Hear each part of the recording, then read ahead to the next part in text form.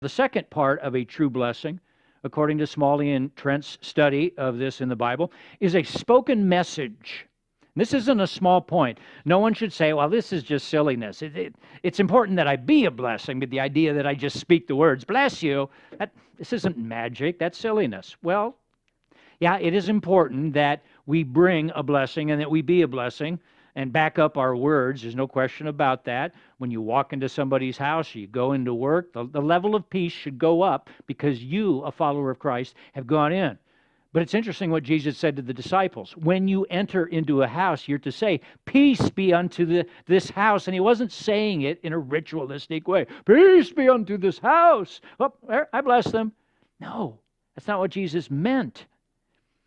This isn't saying bless you when someone sneezes, Besides, we don't say bless you anymore today. Somebody sneezes today, we say, run away. That's how it works. Now, Jesus is stressing to us the importance of words. Words can be one of the most powerful conduits for conveying God's blessing to a person's heart. Proverbs 12:18 says, reckless words pierce like a sword, but the tongue of the wise brings healing.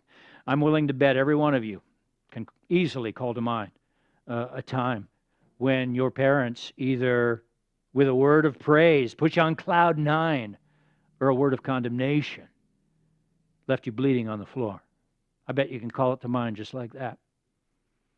And just when you think you're doing okay as a parent because you don't tear down your kids with words, studies also prove that the absence of positive affirmation can be just as damaging to a child's heart. Silence can be destructive to a child, just as much as cussing them up one side and down the other. When you leave your children to guess what you think of them, Satan or their own sinful hearts can just as easily fill in the blanks with hateful messages of self-loathing. They may be complete, utter nonsense and lies, which your child will believe as truth until you tell them otherwise. A wife said to her husband on their 40th anniversary, honey, I need to hear you say that you love me. And exasperated, the man said, I told you I love you on our wedding day, and until I revoke it, it still stands. Don't be that guy. And so to grow up healthy, we need to hear with words from our parents' lips that they love us, that they're proud of us.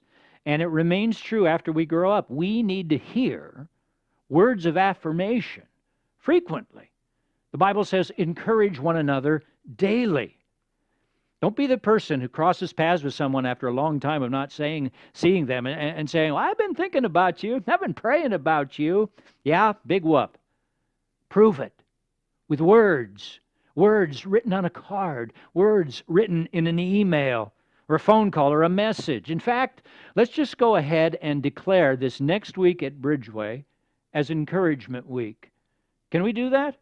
Can I ask that of you? Can I challenge you to come up with 10 people this week outside of your family, because you're meant to encourage them?